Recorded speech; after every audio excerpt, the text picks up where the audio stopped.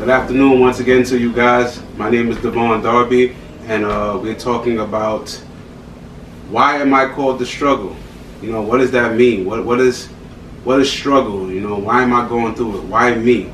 All right. Before we get started, this is the Gentleman's Look, and we pretty much discuss everything that falls under the umbrella of being a gentleman. Spirituality. We talk about just how to live consciously. We talk about style, fashion, just a lot of things to help you get to that next level of yourself, which is being a more righteous person. Because at the end of the day, that's really what it's all about, right? Excuse me, guys. All right, so today we're talking about, why am I called the struggle? What does it mean? A lot of people nowadays, they're going through a lot of things, and they just come to the understanding of, why me? Why am I called to do this? Why not you? Why not you? We're all given a certain amount of gifts, a lot of skill, a lot of things that only us individuals can do the way we do it.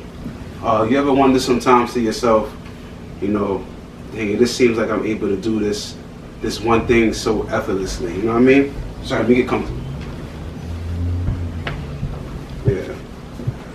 Like sometimes you wonder, why is it that I can do something so effortlessly, and get such great results while I see other people trying to do the same thing, and it's just, you see the hard work they're putting into it, and they're not really getting those results that you get so effortlessly, and it kind of makes you feel a little guilty, like, am I not working hard enough, or do I really just got it, But yeah, you just got it.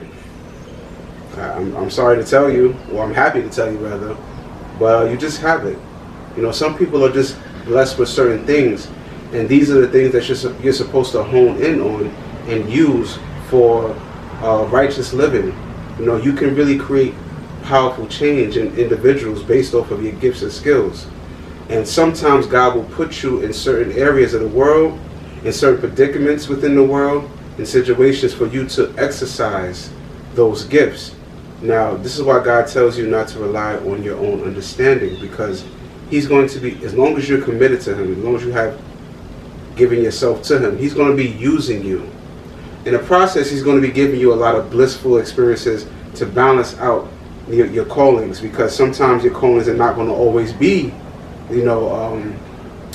it's not going to seem so blissful at the time, but everything is done for a more righteous purpose.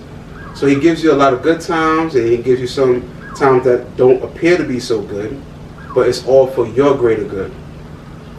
Why am I saying all of this? Is because a lot of people may be going through some dramatic things.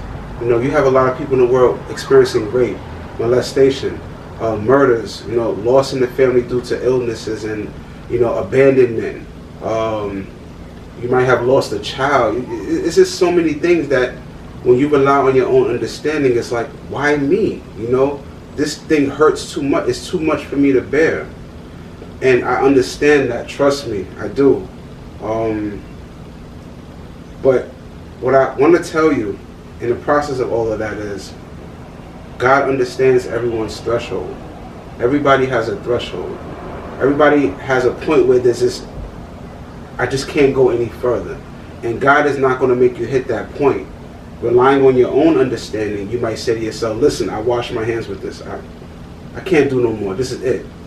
But for some reason, you still wake up the next day. A lot of things that you may have to do, like work or, provide for the other children that you still have, or the other relatives, or still be a friend to that person, even though you have lost someone. You have other friends that you're still going to continue to have a friendship with. The reason why you can continue to do these things, because God is not going to take you past your threshold. He's always going to fill you with love and wisdom and understanding for you to continue to go on. Sometimes, let's put it like this.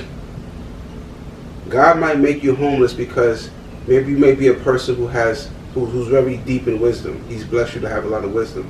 And He might want you to help some people who have been captured by evil and have lost their way.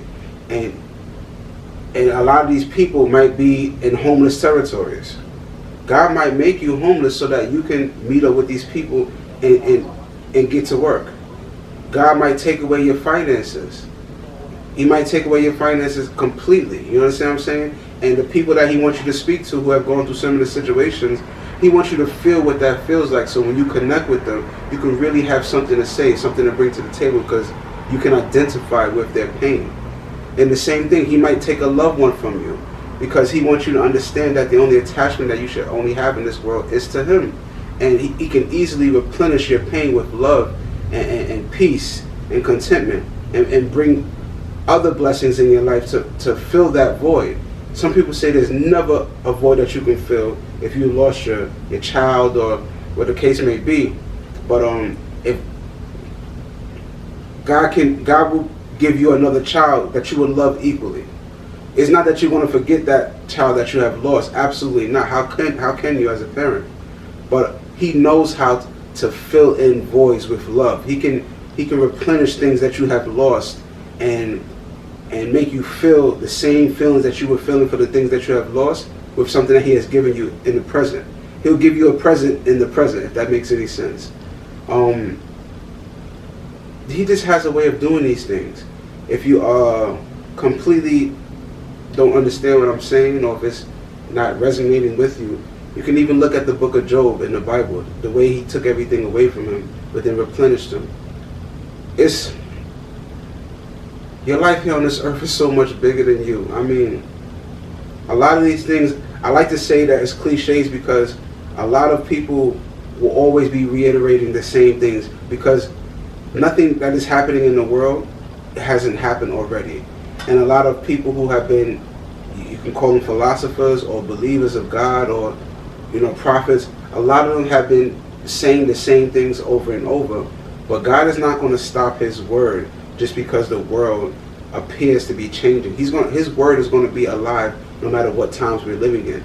So if you feel you have heard some of these things before, it's because God is still present. And he's never going to die. His word is going to live on forever and ever. That is one thing that you cannot destroy. In other words, he's also giving us chances. He's giving me a chance. He's giving you a chance to redigest these things that you may have heard before. Sometimes when you hear certain people talk to you, it may not resonate with you at one point in time in your life, but it may resonate another point in time in your life. He gives you time to grow, and he will let that word revisit you at a later time. He's a very patient God. I mean, it's amazing the things that he allows, and his understanding and way of being is just so, it surpasses anything that we can have ever imagined. It doesn't matter who you are, it doesn't matter what you have done. You can have done some very destructive things in your life, but God knew you before sin adopted you, if that makes sense. He knew who you were and what you were capable of before you got here. He sent you here. Out of all of the, it's sad to say, but out of all the sperm cells that could have came here, you made it here, and he sent you here because he knew what you had in you. And the more you try to draw closer to God, the more you get back to who you were before you came here. You start to manifest your true self in the flesh, the same way God manifested himself in the flesh. I want you guys to kind of take time to think about what we spoke about today. I try not to make these videos too long because I want them not to take up too much of your day, but I want you to spend most of your time in thought about the things that we discuss. This is a part of being a gentleman. The man makes the clothes. It's not the clothes. It's not how you look on the outside. It's what you're carrying in the interior that makes everything else look good and everlasting. All right. If you feel you've benefited from this, you can subscribe. You can like or comment on anything that you feel you want to discuss, and I'll respond to it. But this channel, the subscriptions only mean a lot to me because I feel like the videos won't get seen if you're not getting subscriptions or comments or some type of activity going on. I think that's how YouTube works. But I really want the message to pass on and reach people who need it. So that's why I need your help. But other than that, I hope you enjoyed the video. Once again, my name is Devon Darby. This is D Gentleman's Look, and I'm signing out. I love you guys once again. Let's get this thing done, guys. I'll see you in the next video.